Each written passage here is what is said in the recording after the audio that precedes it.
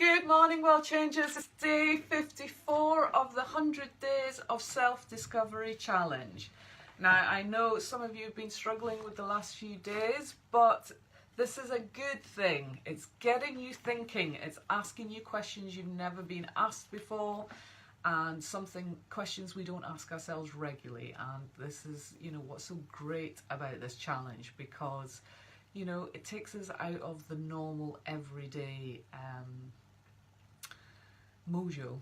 I can't think of the right word, but that's what came to mind. It's very much just taking a step back, being an observer of your life, looking at your life, looking down and watching it and kind of going, is this the life I wanted? Am I creating? Are my actions I'm doing each and every day creating the life that I really want to live? So, today's question, you probably, I don't know how you're going to react to this question, but the question is, if you could talk to your teenage self, what would you say? Now, some sub-questions to help you reflect on this question. So when you've worked out what you would have said, think about the guidance that you would have liked when you were, 14, 15, 16. What were the role models or who were the role models you would have liked around you? And how would you have liked to have been supported? Would it have helped you to have a personal development practice? Would it have helped you to have the self-discovery challenge? Would it have helped you to have somebody that believed in you and was backing you and helping you with confidence and self-esteem? Those kind of things. So think about that first. Think about the guidance and the advice that you would have liked to have received. And then think about, take that advice and think, are you applying that advice to your current life now? Is it relevant to your current life now? Because we often, even though we're adults, we often are still operating from our child self. We're still wounded children, still with that programming, a well-meaning parent saying something flippant, and that imprint, that blueprint is still there, like being told, oh, you're no good at that, or one of my issues I was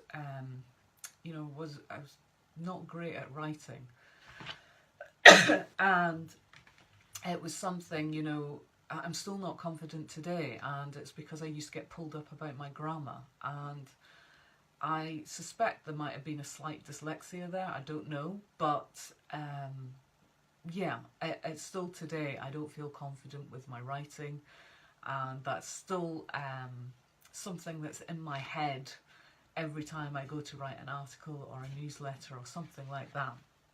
So think about, the advice that you'd give your teenager, and is it relevant to yourself now? If you're giving it to that teenager, you're seeing that vulnerable, innocent, sweet child, and, could you apply that same advice to yourself today? Can you nourish yourself, nurture yourself? Think about how much you've changed since your teenage self, and is it in the direction that you wanted? And if it's not in the direction you wanted, press the reset button. Think, okay, start creating the life in the direction you want to go in. Start becoming the person that you aspired to be or thought you would be when you were that teenager. All these dreams, goals and ambitions that you had as a teenager, where have they all gone? Are they still there? Are they still waiting to be developed? So really make a list of those things. It's never too late. Another question. I spoke about this earlier about excuse me, I've got a tickle in my throat today. But who was a good role model for your teenage self? And think about why they were a good role model. What is it that they said that inspired you or encouraged you or empowered you? Was it the fact that they just believed in you? Was it the fact that they were just there? Is it the fact that they made you accountable to yourself? Do you need that now? Again, who could be a good role model in your life now?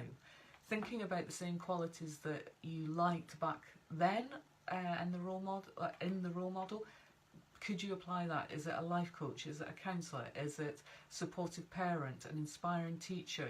Is it a university lecturer? Is it a good friend? Who is your sounding board that gives you impartial, non-judgmental support, encouragement and advice, and helps you to reach your true potential.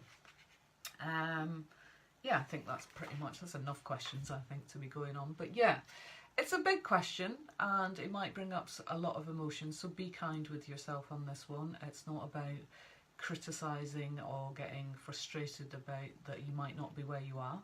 If you are where you are, then rock it, celebrate it, and share with the rest of us how you did it. You know, what were the key elements that helped you to be that secure, confident teenager that's led and carried on into adult life? And think about some of the strengths that you've carried through from your teenage self. I mean, one thing for me, you know, moving up to Scotland when I was 14, it was a huge transition. I moved from England to Scotland, you know, literally 500 miles away from all my friends and everything that I knew. However, it made me resilient, it made me adaptable to change. You know, I mean, I didn't like it at the time, but I realise now all the kind of strength it gave me new perspective, you know, opened me up to a completely new world. You know, I naively thought Scotland and England were the same. I realised that's very different, and there's a huge kind of cultural difference and attitude difference, and yeah, so it opened me up to all that. It opened me up to lots of weird and wonderful things. So yeah, it gave me a very different perspective on life, which it just opened my horizons, which I wouldn't have had if I'd stayed in Yorkshire and stayed in England where I was. So that's my check-in for today. I would love to hear your reflections. You can post your comments below in the comments box, or you can record a video like this, or you can take a photograph of your journal entry. Do share, because when you share, it inspires others. And if you are enjoying these 100 days of self-discovery, please tag somebody, share this post, and spread the word on social media and help other people to improve their lives. Because, as I keep saying, let's create a ripple effect. You make a difference. When we work on ourselves, we think better. When we think better, we make better decisions. When we make better decisions, we get better results. And if each and every single one of us were to do that, it would change the world.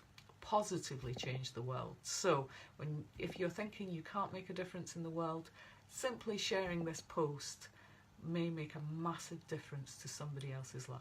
So spread the love, change the world, and have a fabulous day. All right, love to you all. Take care. Bye.